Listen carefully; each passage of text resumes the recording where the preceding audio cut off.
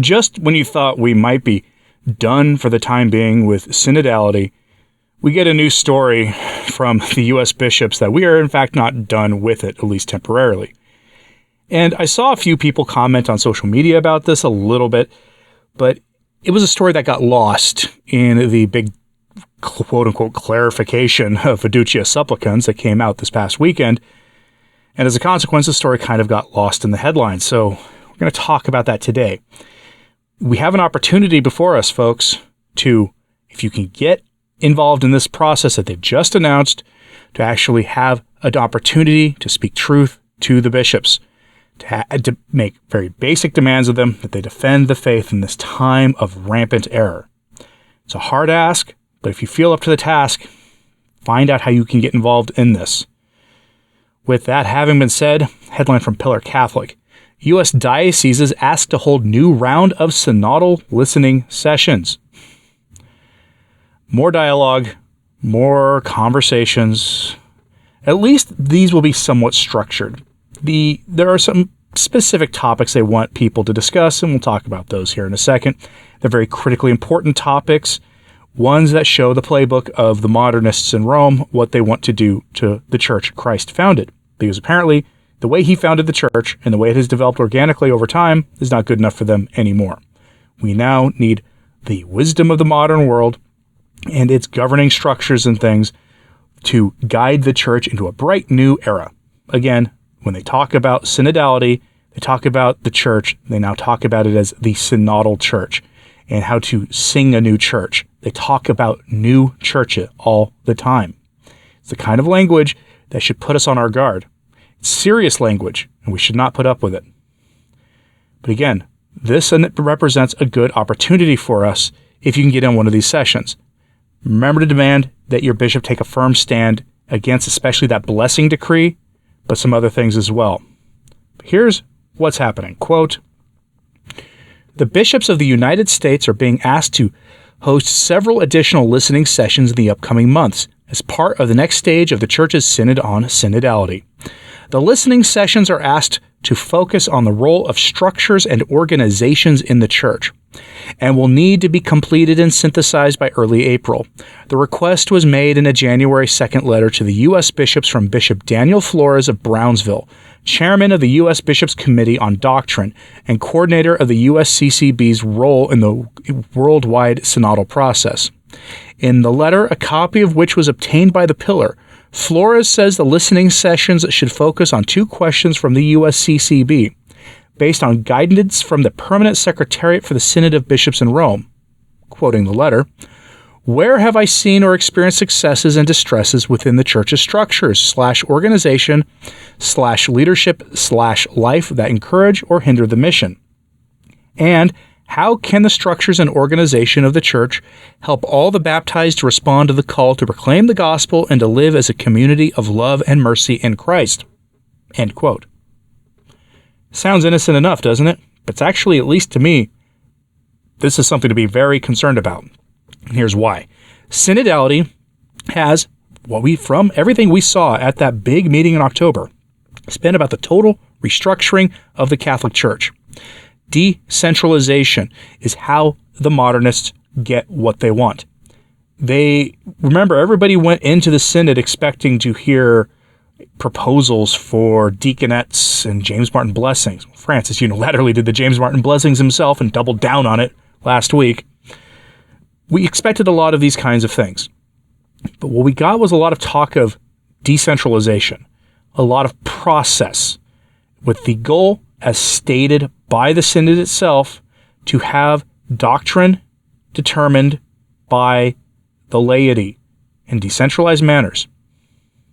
We've seen this in practice already with the inclusion now of lay people heading some dicasteries or having key positions in dicasteries in the Roman Curia for the first time in history.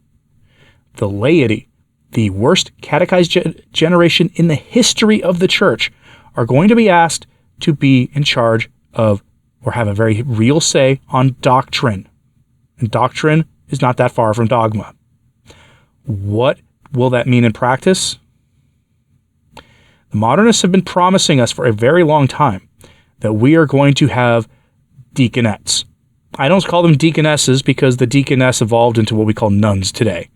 What they want is a non-ordained, that's what they say, non-ordained, but we know what happens when they get that, ministry run by women to assist priests in the church.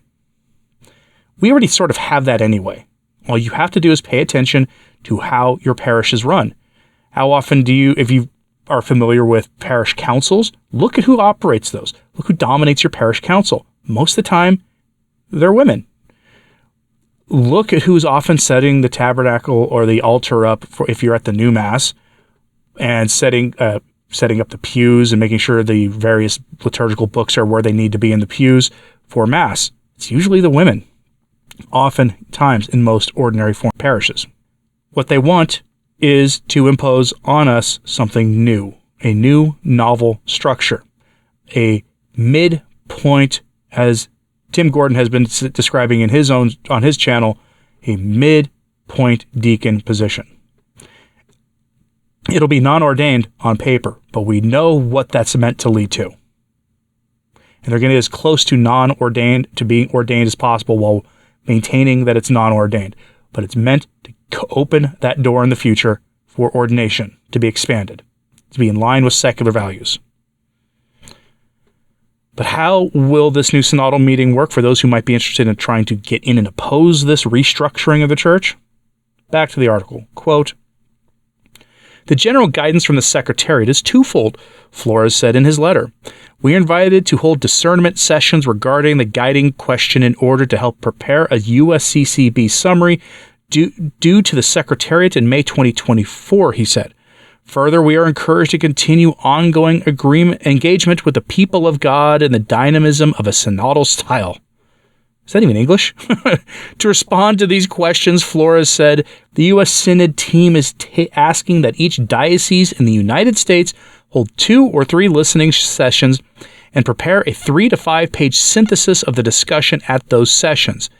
The synthesis of the listening sessions should be sent to the USCCB by April 8th, Flores said. The diocesan synthesis documents will then be summarized for the Secretariat. Dioceses also have the option of including a 2-page testimony of best practices for synodality developed in the dioceses, Flores added. The USCCB will also be holding national-level listening sessions, Flores added. These will examine the topics of vocations, social justice, and participation. He also noted that there will be a national working group for diocesan synod leaders. "I am most grateful for your assistance with this matter," Flores said in his letter. "We all know time is short, but even modest efforts at the local level can bear much fruit. Let us do what we can, as well as we can, and trust the Lord to accomplish what we can foresee." End quote. It's worth reminding ourselves here at this point that the Catholic Church is not a human institution.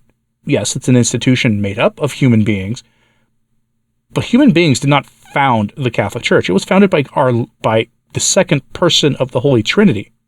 It was founded by God himself on the Rock of Peter and has been governed by human beings. But it's not, strictly speaking, a human institution. It is a divine institution.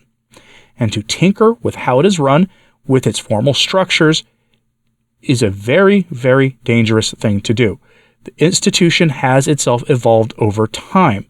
We know this simply by the fact that the Catholic Church, once it emerged from the catacombs in the 4th century, was able to start doing charity work and forming organizations for that, especially in the aftermath of the collapse of Rome and other things throughout history.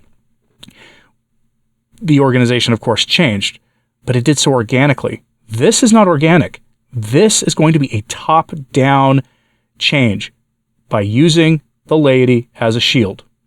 Because at the synodal listening sessions, one of the things you're going to notice, especially if you paid attention to the big meeting in Rome this past October, yes, there were laity, but there were also cardinals. They were all handpicked. They will help direct these discussions, and the laity will be used as an instrument to change the church into something new, into the image and likeness of the modernists. It is what I call the ape of the church. Don't be surprised, by the way, if one of the things that emerges from these synodal listening sessions is this concept that the conclaves, how we elect the Pope, are not sufficiently inclusive Do not be surprised if that happens. That is a document that I fully expect to see emerge here this year. A document, probably from Rome, responding to some alleged pressure from the laity to allow the laity to participate in the conclave that chooses the next Roman pontiff. Do not be surprised if you start seeing whispers of that at these synodal sessions, because while this story is about the U.S. bishops, you can bet this was given out to the Australian bishops, to the various European bishops, to the African bishops. Everybody got this. They want more input because they're trying desperately to sell synodality to you and to me. And they are not going to be successful because most of the laity don't actually care that much. And those of us who do seem to be a little suspicious of what's going on. And it's why you're going to see handpicked laity. Again, you notice this is diocesan level. This is not happening at your parish.